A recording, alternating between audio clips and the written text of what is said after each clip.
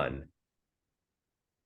Welcome in to another episode of Betting the Pitch NFL edition. It's been a little while since we've been here. My bad. I was wearing a shirt right now from Italy. I was away. It was impossible with a time change to schedule things with a married father. But since I'm probably never going to get married, my bad for not being able to stay up until 3 a.m. to record an NFL podcast.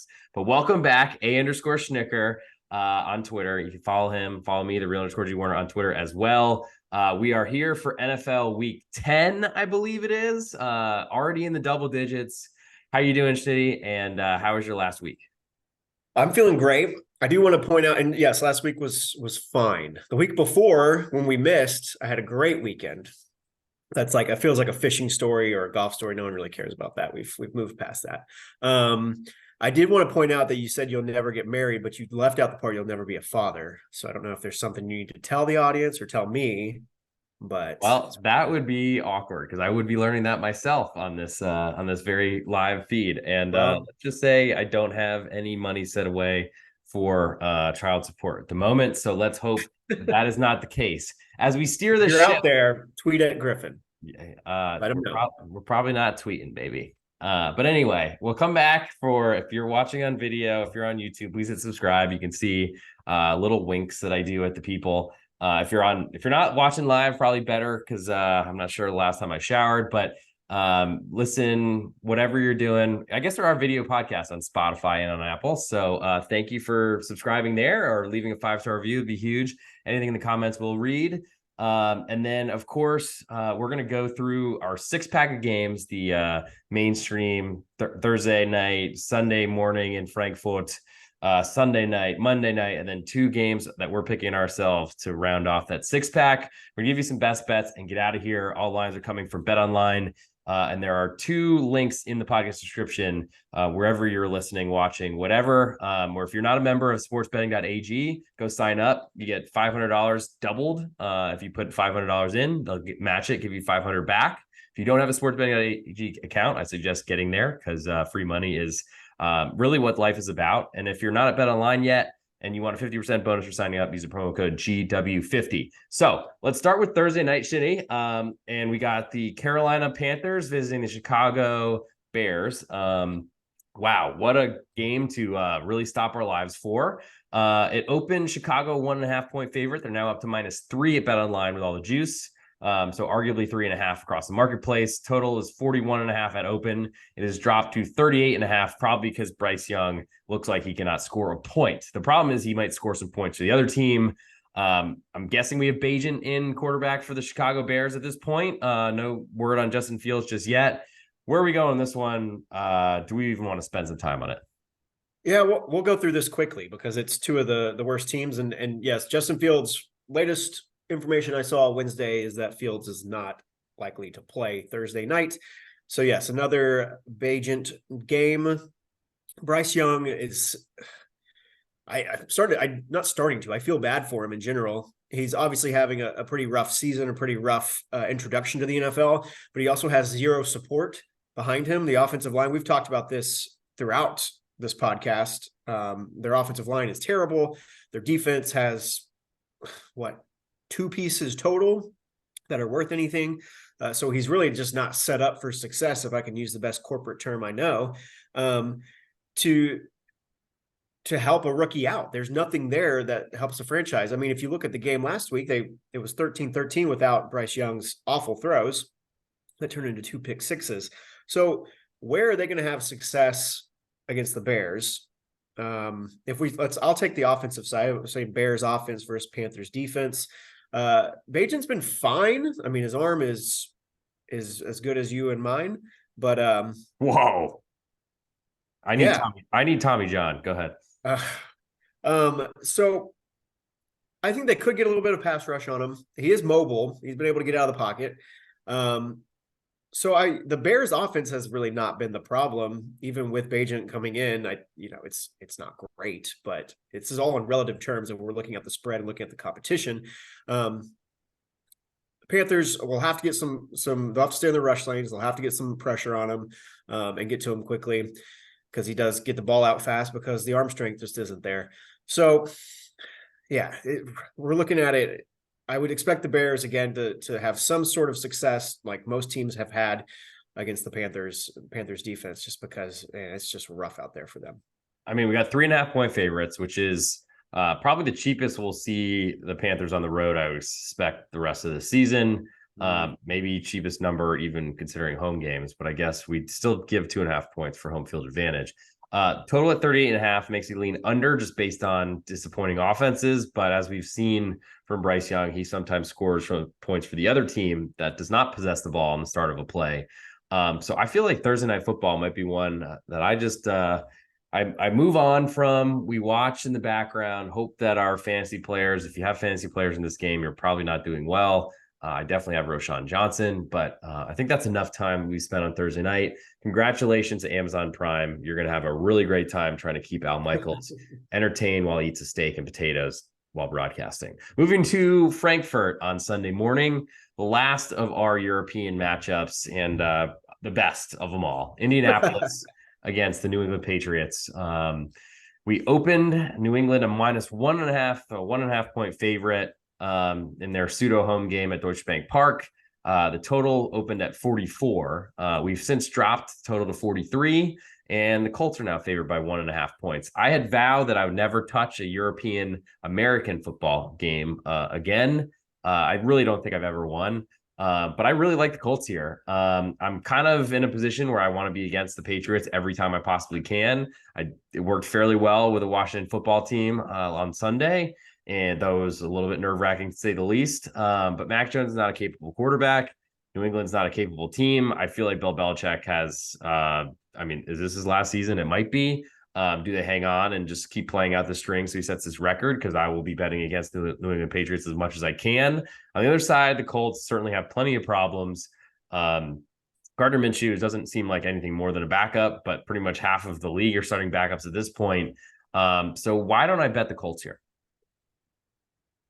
Because you're banking on a coaching mismatch. I'm grabbing at straws here. That's fine. I set you up. Because yes, to kind of hammer more into that point, like the Colts, their biggest weakness is their secondary. So are you going to trust that offense with those receivers and that quarterback of the Patriots to be able to expose that? Is that what is? Because I'm trying to figure out where you see it, or are you just totally taking the trends like the NFL? You're trying to be cute with it. The Colts win a game last week where they get 2 pick sixes. Otherwise, it wasn't that impressive of a win. Patriots have another terrible loss, and so we're seeing some overreaction there. I don't know though. I think the line tells you quite a bit, although you're only swinging through the 0, so not as valuable. But it's again this slate of primetime and European games and the Thursday night. It's rough this week. They're ugly games. And so I don't know if I have a lot of faith in either team. So again, like you, I'll watch some other European football. Yes. Nice. I think I'll be watching this because I'm pretty sure I'm going to bet the Colts. But at 1.5, I don't love it because, games sometimes end on 1. And the fact that I have a very poor record, I honestly need to look back and see if I ever won a European NFL game. But to your point about the Colts secondary being a problem, I welcome Mac Jones trying to throw into any sort of deep coverage or anything like that. Maybe this is the day that he finally shows that he is a New England Patriot for life, the second coming of Tom Brady. But I'm happy to bet against that. And honestly, even if the Patriots were a solid wide receiver core, which they haven't been since Randy Moss was there, and that was kind of a throwaway, it seems, they're really banged up. And Juju Smith-Schuster seems to be their best, most reliable target. Douglas is there, I guess, and got a lot of targets last week. But honestly, that Commanders, Washington football team game should have been, I think it should have been over in the first half. And if not for Sam Howell, a complete brain dead interception at the end of the first half in the end zone, I think it's an uglier game. And the Patriots aren't even driving to try to potentially tie it up late. So now we'll move to Sunday night, and then we'll come back, of course, to our other picks on Sunday or games that we're most interested in. But we got another beautiful dog baby here. We got the Jets at the Raiders. Opened at the Jets -1.5. It's now changed to at Bet Online, at least the Raiders are -1 point favorite. A lot of pick'ems out there. The total started at 37.5, is down to 36, and it looks like Aiden McConnell is taking that job for the Raiders. Seemingly on the fantasy sports talk wire radios, whatever podcast that I've listened to, they were pretty excited about him starting last week. I don't really have a great track record or understanding of who he is. I didn't like him early in the year when he started over Jimmy G or when Jimmy G was injured, but it seems like there's a choice there now. Antonio Pierce got a huge win, but that was against Danny DeVito, so I'm not really sure that really says too much. The Jets, though, I mean, we've watched Zach Wilson.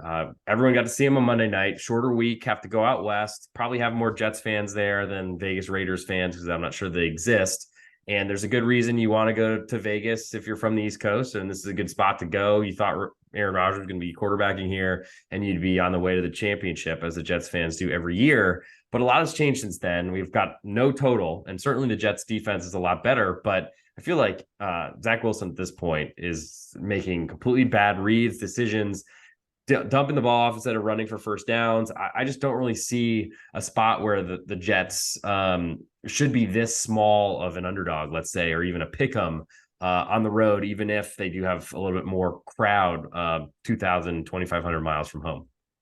Yeah, I mean, I do want to look. I want to be more forward looking in this breakdown, but I can't help but go back to Monday night and look. Zach Wilson, to me, is a quarterback that can, if he knows exactly where he wants to go with the ball and he actually makes a decision fast, he just doesn't get rid of the ball. And that was the biggest issue to me. The Chargers secondary is their weakness, but they do play this, and this is they play this almost like an amoeba type secondary where, the structure changes and people shift to covering different. It's not really, you're not playing. They got torched against the Chiefs when they played zone. I'm not bitter about that at all. Don't and they sound have it. done that a little bit better in the last week or two, and it just didn't work well for him. When you've got pass rushers, Khalil Mack has a new jolt of energy apparently, and obviously Bosa. So I think Max Crosby is the concern there, because the offensive line for the Jets is depleted. I'm fine with the Jets defense. I think it's a little bit overrated compared to when we think of Robert Saleh and what he's done in the past. I love their defensive line. Sauce Gardner is obviously a name that most fans will connect with. It hasn't been as good as I think people were expecting it to be. But again, it's going to fall on Zach Wilson because he's got to be able to get rid of the ball, and they got to use Breece Hall. The Raiders' run defense is so bad. On the other side, with the Raiders, Josh Jacobs I think he's running better. His numbers may not be spelling that out. And just to guess with the fantasy football side of things, I think Aiden O'Connell has shown a pretty clear formula that he's going to favor Jacoby Myers and Devontae Adams, and that he will try to force them the ball no matter what. So from a predictable sort of point of view that you have two wide receivers that are going to guarantee get the ball, I think it's nice to know, hey, this guy will at least try to get his best wide receivers the ball. That's what I would say and I think even before Aiden O'Connell was the clear guy, I would rather start him over Garoppolo, honestly, just to see what you got. I mean, that makes sense. I guess Jimmy G just likes to make life difficult while he's doing Subway commercials with his fake grandma. But I think maybe Sauce Gardner takes out Devontae Adams. I don't think that's a shock. We have seen some of the highest variance between performances from Devontae Adams for any top 5 wide receiver in the league type name. And yes, I'm concerned about the Vegas Raiders run defense, especially because Breece Hall has shown that he can take running any sort of carry 70 yards. Doesn't seem to be too difficult for him. I don't know that, and I don't love Vegas or any LA team at home, because I feel like you're paying a tithe almost, because you're basically having to swallow giving away points for home field advantage, even though you don't have much. And I don't really love Aiden McConnell yet. Aiden O'Connell. I gotta know my Irish brethren. Aiden. I'm just gonna call him Aiden from now on. I know Aiden, even though it really grinds my gears when Dan Orlovsky only says first names of NFL players. But I guess he knows him so well from running out of the back of the end zone. But at this point, I just don't. Zach Wilson, I mean, to your point that he sometimes makes the wrong decisions, we watch it all the time, or he makes slow decisions. Like in the NFL, you can't do that. His only quick decisions really are answering Instagram messages from his mom's friends. So we'll move to Monday, and the Denver Broncos visit the Buffalo Bills, which I guess we got one good team playing here, allegedly. Denver, they opened 8.5-point underdogs on the road at Buffalo with a total of 46.5. It's climbed to 47 for the total, and the spread is down to 7.5. So maybe a little bit of love for Denver coming off a pretty big win against the Chiefs while I was still in Italy. It's way back when, but they had a bye, I believe. Probably good for Russell Wilson to make some YouTube videos, shorts or whatever. And then Buffalo had a really tough trip to Cincinnati, got a ton of respect from the marketplace. Which didn't really make a lot of sense to me, as I think we talked about. But I'm kind of confused about this Buffalo team. They seem to be able to throttle certain teams. The Dolphins being one of those, which I think the Dolphins are really hard for me to rate at this point. Got a lot of respect at Buffalo, and also got a lot of respect at Philadelphia, and both of those went really poorly. So I don't really know, and I feel like maybe the interpretation of Buffalo Bills is based off the Dolphins. So where do we go? What do you think about this Buffalo team, and how do you see Denver potentially competing with them? Well, it depends on. I've almost given up on Buffalo's offense. Oh, It's been really hard for me to do. big tree fall hard. Because it doesn't make any sense. It makes no sense why they're not spreading the ball around. Maybe, Josh Allen he's got the shoulder injury. He's got a little bit of an issue there, right? Maybe And that there's more UCL there. tear too. Don't forget the That's UCL right. tear. So I don't know if that's what we're missing, but every time, even this year, when Buffalo has changed their offensive identity and not done the things that I think smart offenses do in 2023, when they've played a bad team, which I would still classify the Broncos as a bad team, they've crushed them. Granted, that was earlier in the year. You had a healthier defense for Buffalo, and those guys are not ready yet, and some of them are not going to be ready all year. It feels like you might be able to get Buffalo here at a bargain of a price. So that's more of an anti-Denver, it sounds to me, than a Sure. positive for Buffalo. I can't be positive with Buffalo at this point. It's just not. It's hard to do. I just wonder personally if Denver is starting to turn, like everyone believed in this painkiller addict that came back out of retirement to come back to coach the team. And I don't think I'm making that up. I think that's been released to the public in a lot of I don't different remember that. places. I really don't. Is that But real? anyway, I believe, and that's part of why I think it was Mistresses also why the Saints had their training camps in West Virginia. So Sean Payton could be closer to some women he was seeing. But regardless, I wonder a little bit if maybe they're starting to come into being a decent team under him. It certainly didn't look good at the beginning, and maybe that was also a result of getting healthy. But it all seemed to start with that huge comeback against our Chicago Bears, Thursday Night Football champions.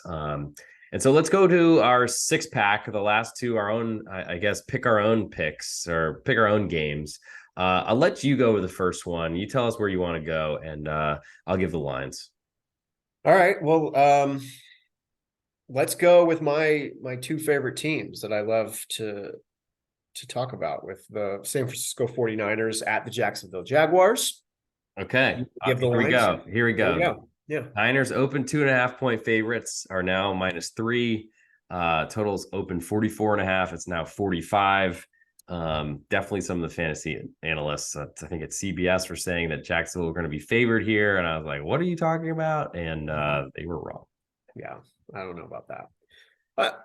So Trent Williams, the 49ers' biggest and most important piece on the offensive line, their left tackle, the reports this week are that he had an ankle sprain, and that maybe it's a little bit more than just a low ankle sprain, which would normally take you 2 to 4 weeks to completely recover from. High ankle sprains might push that another 2 extra weeks. We've seen what the 49ers have not been able to do when Brock Purdy hasn't been protected, when Deebo Samuel, who yes, we can get into the real specifics of how much is one player in the NFL worth. I do think Debo, because of the different ways they use him, is a little bit different in their identity. He hasn't played, and McCaffrey was hurt as well. So, yeah, but they had a bye week, and now they're going on to the East Coast to Jacksonville, who really has played great the last couple of weeks. Their defense has been better. Run defense. You and I were talking about that, right? I think we're both impressed with the run defense, the Jaguars. I was pretty impressed with them against Kansas City, even early in the season. Week 1 or 2, 3, something like that. My biggest question, I think, is with the Jacksonville Jaguars rushing offense, but it seems like Travis Etienne scores a touchdown or 2 every week. So that's at least helpful in a certain extent. It's that 12 o'clock Central Time, 1 o'clock Eastern Time, 10 a.m. Pacific Time start for San Francisco. Yes, it's off a bye. They probably get out there early, but still is something for body clocks. Trent Williams at 318 pounds, according to Wikipedia. I'm guessing it might be a little bit heavier than that. I'm not sure what to expect from him because I know at 180, 175, depending how much I ate that day, my ankles don't do so well when I have a low ankle sprain, whatever they're talking about. Just literally my ankles in general at 35 years old, like he is. I know. I mean, Jacksonville. I was a doubter against them when they played in New Orleans on a Thursday night on a short week, and they were in control of that game throughout. Yes, got help from a tight end drop in the end zone to potentially send the game to overtime, but I just feel like Jacksonville getting 3 points here, 3 points right now to me in this league is a godsend because so many games end. It's the most common score to lose by, essentially, by a field goal or have a game decided by a field goal.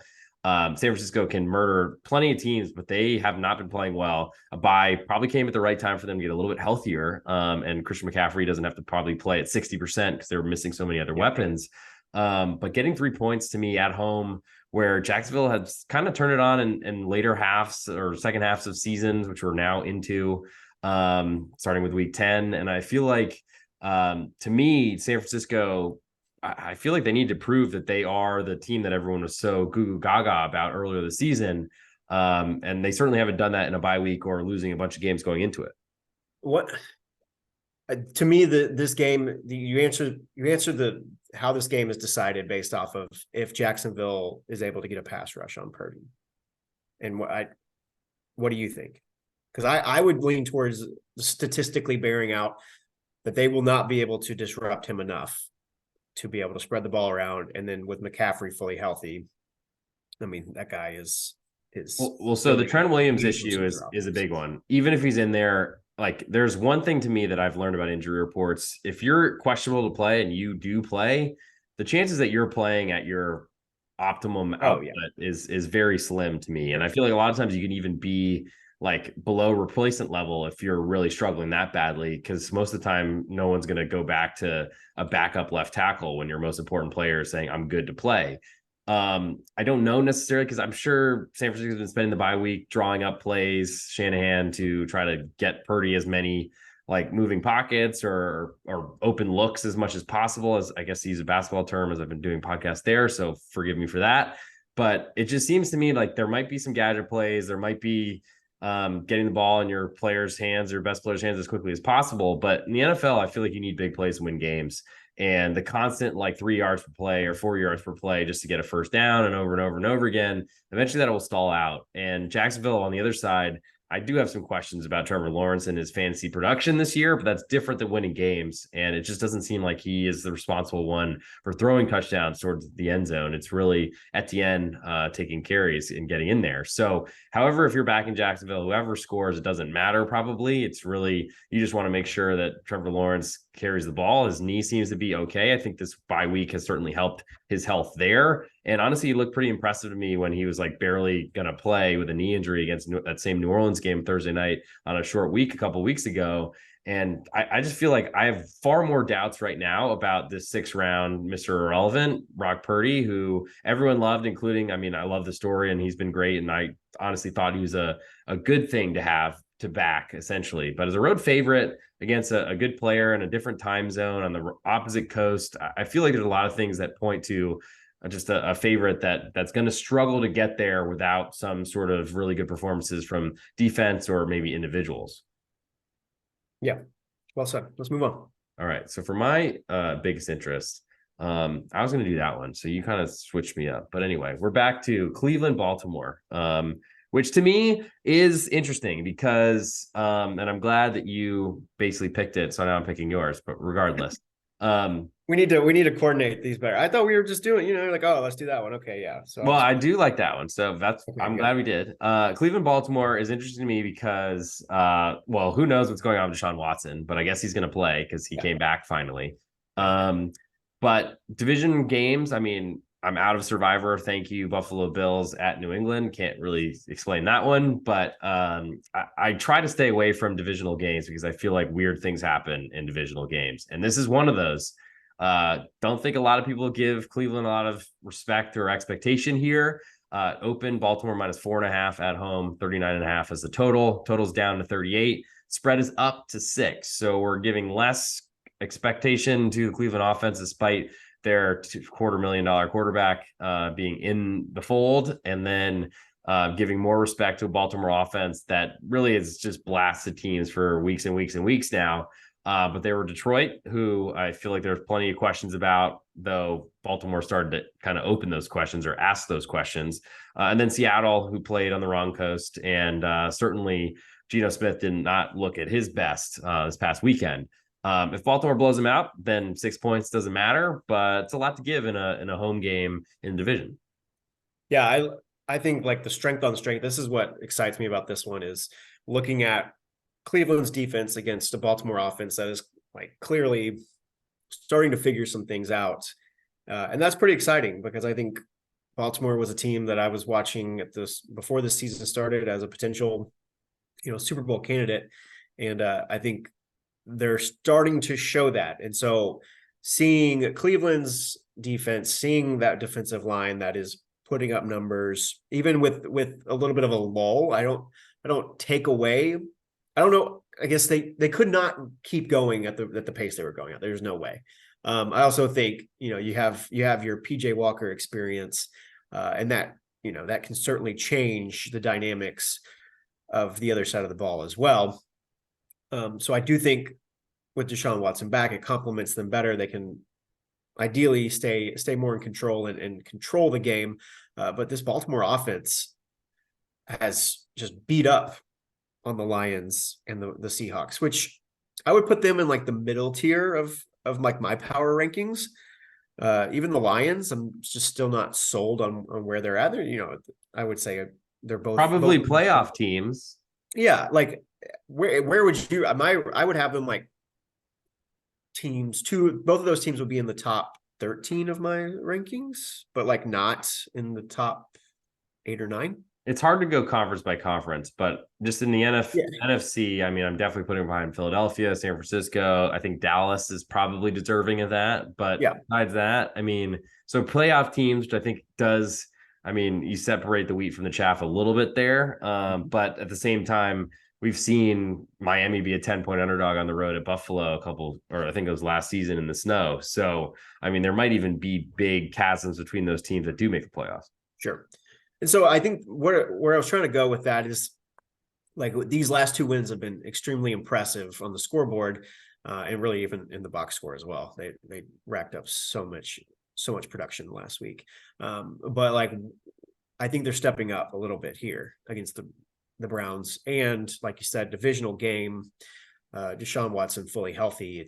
This is the game I'm most excited to see.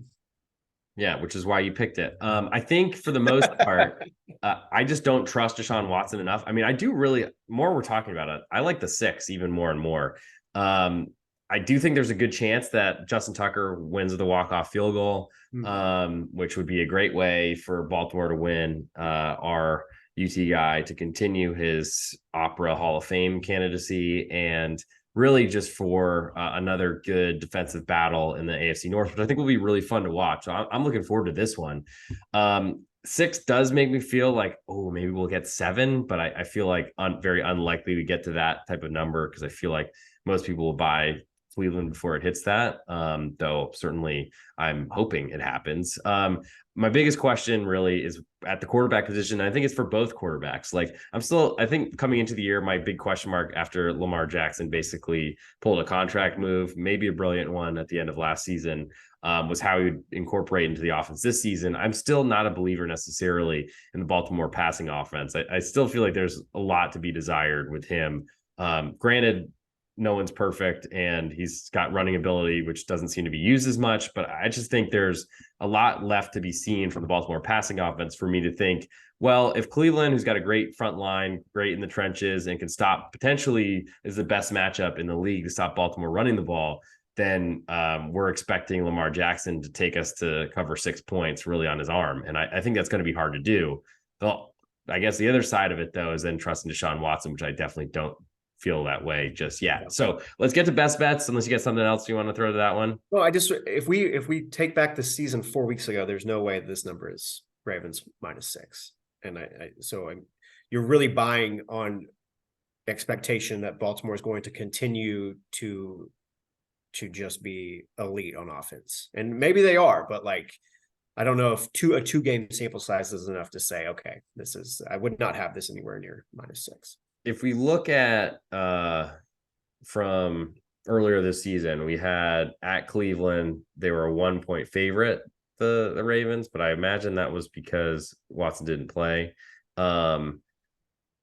I don't know. Maybe this is a waste of time for me to do right now, but okay. Regardless, I don't even know what I'm looking at. So forget that. Scratch that from the record. But I just feel like 6 is big enough for me in division when where things happen to potentially not have a PJ Walker experience, but don't do drugs, kids. So we'll move to our best bet portion of the show. You'll get one pick from both Schnicker and I. Follow Andrew Schnicker on Twitter, _SCHNITKER. It is now on the video. So if you're watching us on YouTube, please hit subscribe on Apple Podcasts or Spotify. Please also leave us a 5-star review. It'd be huge to get us up the search rankings. If you're not a member of my Patreon yet, check it out, patreon.com/real_G Warner, and become a patron to get all my plays, picks, leans, write-ups, everything you want and more, probably more than you ever want. Go check that out.